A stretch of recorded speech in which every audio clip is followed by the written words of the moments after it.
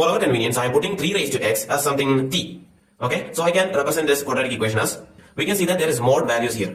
So in order to make our calculations further easier, I am going to split this into 3 intervals. If t is lesser than 1, t lesser than 1 means this would be a lesser number minus 1, which would be giving a negative value, and mod of negative value becomes positive. Here also giving a negative value and the mod makes it positive.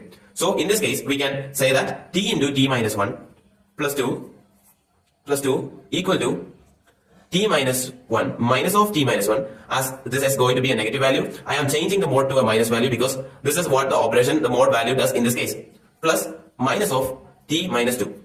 So this is the quadratic equation what we have got on t. From this we can find the value of t, and that is what, minus b plus or minus root of b square minus 4ac divided by 2a. This discriminant says us that b square minus 4ac, that is b, that is here it is 1 minus 4 into a into c, that is 12. 1 minus 12 is a negative number. So b square minus 4ac is a negative number. When there is a negative number in the root, we can say that it is a complex number. Let's go to the second condition. t is lesser than 2 and greater than 1.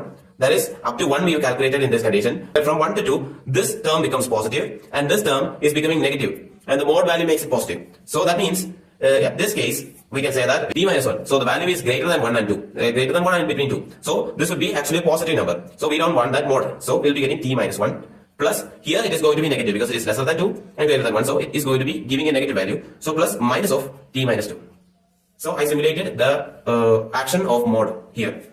So this is the expression we got on the second condition. And with this we can also check the discriminant. It is actually b square minus 4ac, which is going to be, this is also going to be a negative number. That means the discriminant is going to be a negative number. So this is also complex number in this case. Let's go to the third condition. This is t greater than 2. That is our third condition.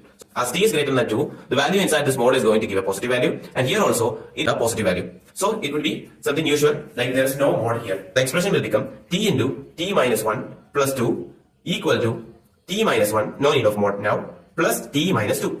So this is going to be our expression. As this is also a negative number, we can say this is also going to give a complex result.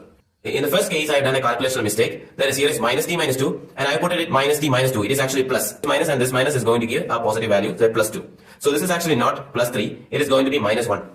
So as this is minus 1, we can say the discriminant is going to be b square minus 4ac plus 5. That is a positive value. Discriminant is going to give a positive value. So this is not a complex number, some real number.